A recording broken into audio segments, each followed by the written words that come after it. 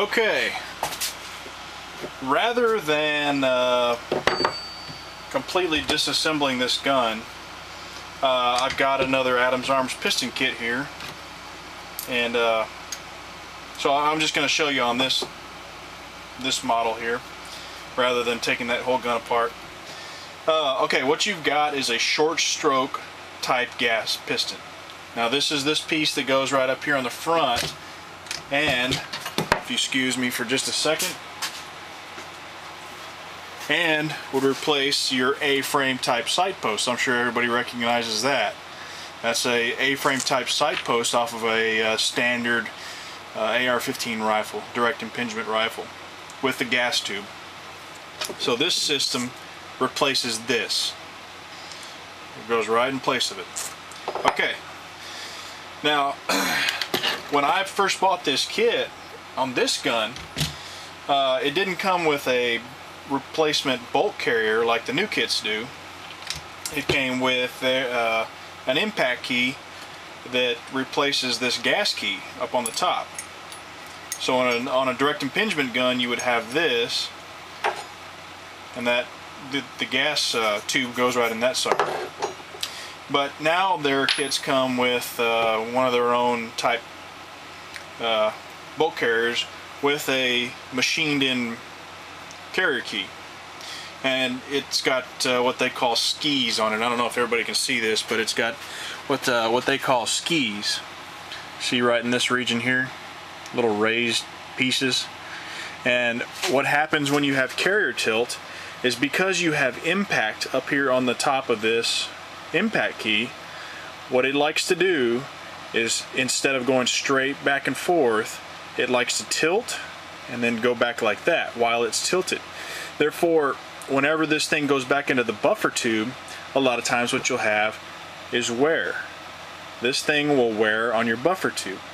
Now, why is that important? Well, because eventually buffer tubes are going to get expensive, and in the event that that you're shooting a full auto lower, well, you know, that's a $12,000 or $15,000 lower, and it'd be an awful shame to tear it up because you had some carrier tilt. So what they say is the skis on this thing prevent that from carrier tilting. Don't know for sure, I haven't seen it in action. All that I can tell you is that I've seen the old kit in action, and I'll show you what that looks like right now. This is the older style that I was telling you about. Now see, this has a impact key that I replaced. See, you've got the two screw holes for the placement. Now it's just got a key where that operating rod hits. Now see, I don't have the skis down here, and you can tell how much shorter this bolt carrier group is in the back. Now what this does, you can see all the wear on the bottom here, is it tilts back and rides inside the buffer tube. So let me show you the buffer tube.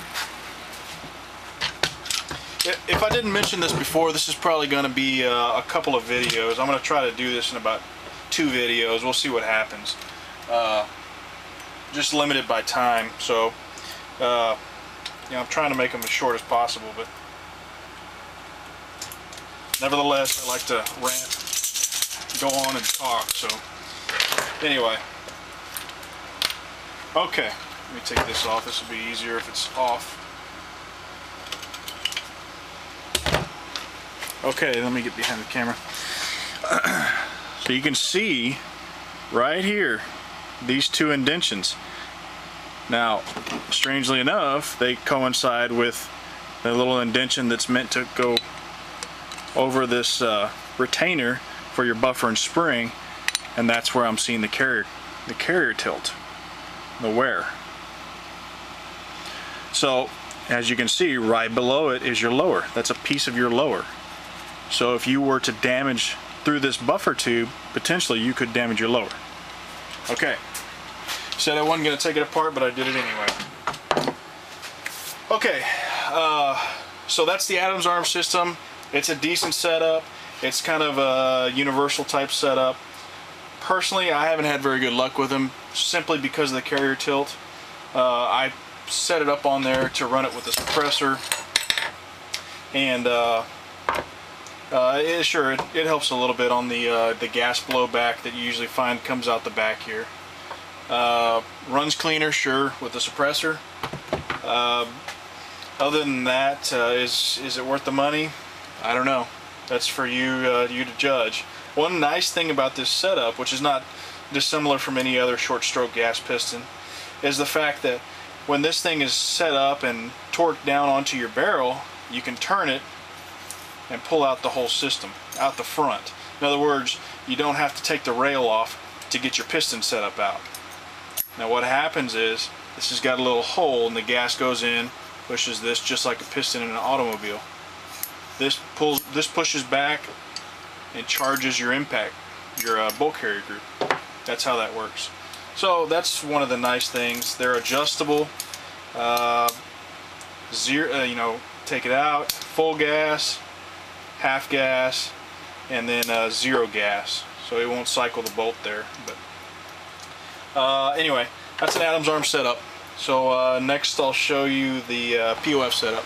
Okay, this is the POF system, and holy moly does it have a lot of parts. You've got the gun, their gas block. This is just the front of the piston system. This is just what holds everything in. You've got this little key, and somehow or another this is what impacts this operating rod. I'm not sure if they ride together with the tension of the buffer spring and all that, but nevertheless you've got an impact here. This is the way that all short stroke gas pistons are going to be. They're going to have an impact, which that's fine. It works. It's just something else that that doesn't need to go hitting something. That's all. So what I like about this setup is that it belongs to POF. So if you got a problem with it, you send it back to them. They fix it. We have not had good success with POF systems. We've got an AR-10 running that's not running real well. We've got this AR-15 that runs well. Took a little bit to work the bugs out of it, but now it runs okay. I just don't care for their systems because of the fact that the trouble that we've had. They may be great systems otherwise. I just don't know. We've just had so much trouble with them, getting them to run right, that it's kind of a rough system for me to accept so far. But like I said before, they have an AR-10 piston setup. So if you're running a suppressed AR-10, that's pretty cool. That's a good, it's a good thing to have. I think the closest thing to that would be like an M1A, running a piston M1A. But anyway, that's the POF system. It's a good looking system. Fluted barrel and nice high rails, and it's got kind of like a bedliner texture, I guess you could say. A spray-on bedliner texture, which by the way is coming off. But anyway, that's what it is. I should say that this is a extremely well used upper, so it's definitely seen a lot of action, a lot of use. So that's that. Alright, the next setup will be the PWS Diablo.